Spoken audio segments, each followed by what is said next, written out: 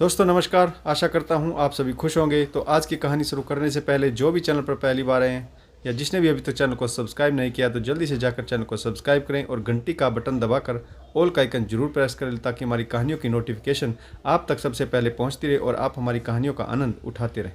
तो दोस्तों अगर आपको कहानी अच्छी लगती है लाइक शेयर और कमेंट्स जरूर करें ताकि हमारा भी हौसला बढ़ता रहे। तो चलिए शुरू करते हैं आज की एक और बेहतरीन कहानी।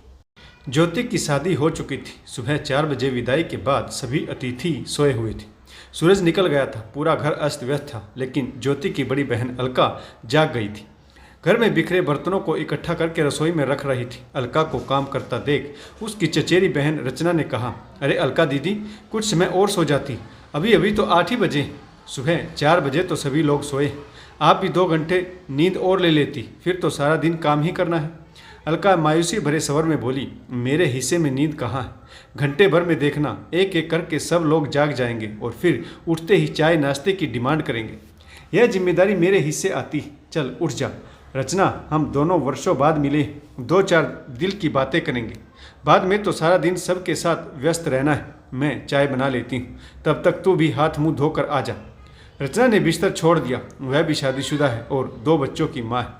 यह सच है कि रचना और अलका चचेरी बहनें, लेकिन दोनों में आपसी तालमेल बहुत अच्छा है। सगी बहनों की तरह प्यार है दोनों में।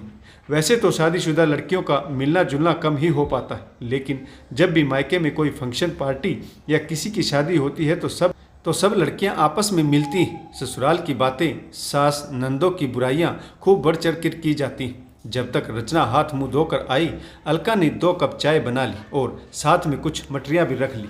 रचना ने अलका की तरफ ध्यान से देखा। उनका बुझा हुआ चेहरा 35 की उम्र में वह 45 की लग रही थी। अलका मायके में ही रहती। रचना ने चाय पीते हुए पूछा, दीदी आपके साथ ऐसा क्या हुआ जो आपने हमेशा के लिए ससुराल छोड़ दिया और यहाँ मायके में आकर रहने लगी? अलका बोली, रचना तुमसे क्या छुपाना, तू मेरी बहन भी है और सहेली भी। दरअसल मैं अक्कड़ किस्म की लड़की थी। मेरे पापा ने मुझे सिर पर चढ़ा रखा था। वहाँ पर मैं सभी की लाडली थी। मेरे पापा मुझसे कहते थे कि ससुराल वाले एक बात कहें तो तू उन्हें 4 सुनाना। पिताजी को पैसे का घमंड था जो मुझ में भी था।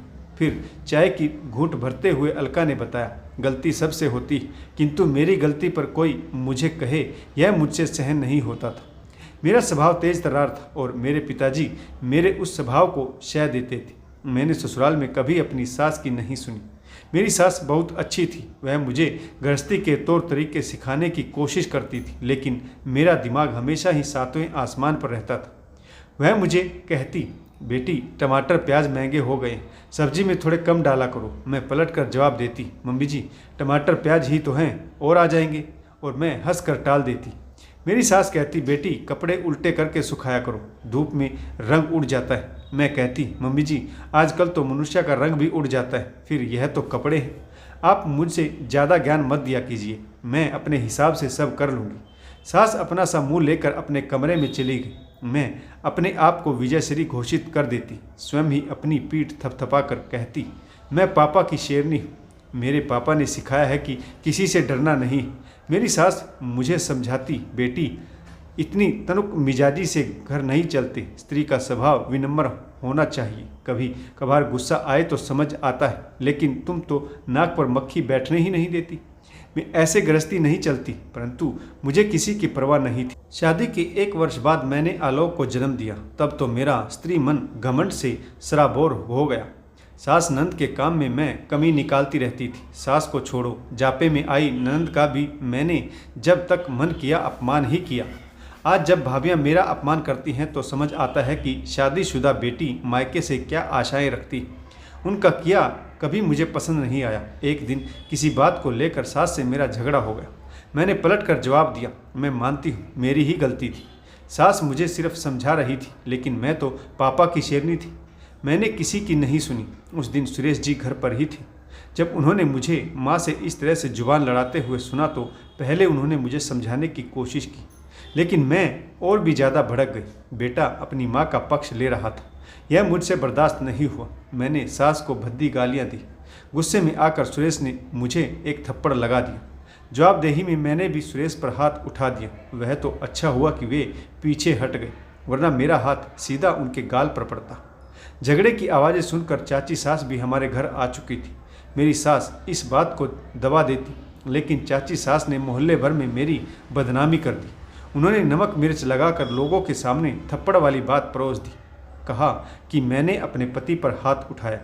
शर्म के मारे सुरेश जी का घर से निकलना मुश्किल हो गया। लोग बातें बना रहे थे कि कैसा मर्द जो पत्नी से थप्पड़ खा कर भी उसे घर में रखे हुए। ससुराल और रिश्तेदारी में यह बात आग की तरह फैल गई कि सुरेश को उसकी पत्नी ने थप्पड़ मारा। मैं गुस्से में भरकर अपना सामान पैक करके मायके आ चुकी थी। मेरे आने से पहले खबर यहाँ पर तक पहुँच चुकी थी। माँ ने मुझे समझाने की बहुत कोशिश की, लेकिन पिताजी ने मेरा पक्ष लिया और कहा, गलती दामाद जी की, उन्हें मेरी बेटी पर हाथ नहीं उठाना चाहिए था। मैंने अपनी बेटी को जुर्म सहना नहीं सिखाया, जवाब देना सिखाया है। दादी भी मुझे घूर कर देख रही थी। पिताजी को समझाने लगी, देख लिया, यह तेरी परवरिश का ही नतीजा है। तू आज तक इसे दबंगई का पाठ पढ़ाता आया था ना, करके आई है तुम्हारा नाम रोशन। अब यह बात पूरी रिश्तेदारी और मोहल्ले में फैल जाएगी कि तुम्हारी बेटी ने पति पर हाथ उठाया और अपना ससुराल छोड़कर आ गई। पिताजी ने दादी को भी डांट कर चुप करा दिया। माँ से बोले, जाओ इसे अंदर ले जाओ, सुबह से पता नहीं इसने कुछ खाया भी है या नहीं। आगे की कार्रवाई मैं देख लूँगा। सुरेश घुटनों पर घिरकर नाक रगड़ते हुए मेरी बेटी से माफ़ी मांगेगा, तब ही मैं इसे ससुराल भेजूंगा।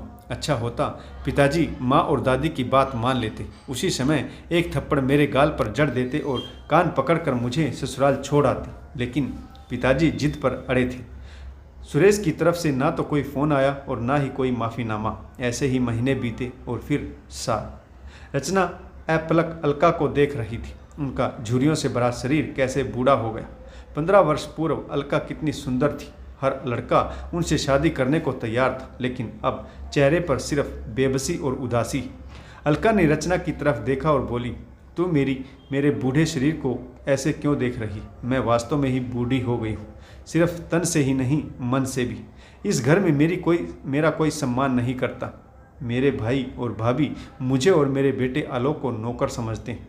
पहले सब ठीक था, जब तक पिताजी जिंदा थे सब ठीक ठाक चल रहा था। माँ बाप के राज में मैं इस घर की मालकिन थी, लेकिन जैसे ही पिताजी गुजरे भाभीियों ने राजगद्दी संभाल ली। अब ना कोई माँ की सुनता है और ना ही मेरी। भाभीियों की घिसी साड़ियाँ मेरे हिस्से में आती और भतीजों की पुरानी पैंट कमीज मेरा बेटा पहनता है। मेरा बेटा सरकारी स्कूल में पढ़ता है, जबकि भाइयों के बच्चे महंगे पब्लिक स्कूलों में पढ़ते हैं। मेरा बेटा 13 वर्ष का हो गया, लेकिन अभी तक 5वीं कक्षा में ही बैठा है। 3 बार फेल हो चुका है, लेकिन क्या करूं, किससे कहूं? अलका साड़ी के छोर में अपना मुंह छुपाकर रोने लगी। फिर आंसू पोंछकर बोली, भाई अपने बच्चों के नाम पर ज़मीन खरीद रहे हैं, नए घर बना रहे हैं, लेकिन मेरे बेटे का क्या? उसके लिए कोई कुछ नहीं कर रहा। घर के सारे लोग गर्मियों की छुट्टियां मनाने घूमने जाते हैं और मैं यहाँ बीमार माँ की सेवा और घर की रखवाली करती हूँ। दोनों भाभियाँ सीधे मुँह बात तक नहीं करती। पहले तो मंजू थी, जिससे मैं अपना दुख बांट लिया करती थी। अब तो उसका भी विवाह हो गया, वह भी अपने घर बार की हो गई। अच्छा तो नहीं लगता, लेकिन तुमसे क्या छुपाना। मैं जब भी किसी दंपत्ति को हाथों में हाथ डाले घूमते फिरते देखती हूँ तो दिल में एक हुक सी उठती। मैंने ससुराल में सिर्फ 2 साल ही गुजारे, 13 साल से मायके में बैठी हूँ। पिताजी की जिद ने मुझे बर्बाद कर दिया। मैं सुरेश से तलाक लेना नहीं चाहती थी, लेकिन पिताजी ने कहा तो मैंने तलाक की अर्जी डाल दी। पिताजी सोचते थे कि सुरेश बेटे की खातिर तुम्हें तलाक नहीं देगा, वह घुटनों पर गिरकर तुम्हें अपने घर ले जाएगा, लेकिन हुआ इसका बिल्कुल उल्टा। सुरेश ने ना तो कोर्ट में बेटे की कस्टडी मांगी और ना ही कोई और एलिगेशन लगाया। उसने चुपचाप मुझे तलाक दे दी। मेरी दुनिया एक पल में ख़त्म हो गई। मैं तो सोच रही थी कि वह बेटे की खातिर लंबी लड़ाई लड़ेगा, लेकिन उसने तो एक सिग्नेचर से किस्सा ही ख़त्म कर दिया। सुरेश दूसरी शादी कर चुका है, उसके 2 बच्चे हैं। अलका ने उदास होकर कहा, सच तो यह है कि मेरी गलती की सज़ा मेरा बेटा भुगत रहा है। मैं उसे वह सब नहीं दे पाई जिसका वह हकदार था। ना पिता का प्यार, ना ही सुख सुविधाओं वाला जीवन, कुछ भी तो नहीं मिला उसे। कभी कभार सोचती हूँ कि मैं उसे बंद गली में ले आई। क्यों मैंने उसकी सुख सुविधाओं की खिड़की बंद कर दी? अपनी दादी का लाडला था मेरा बेटा। सुरेश उस पर जान छिड़कते थे। ससुराल में मैं पटरानी थी और मायके में नौकरानी बनकर रह गई।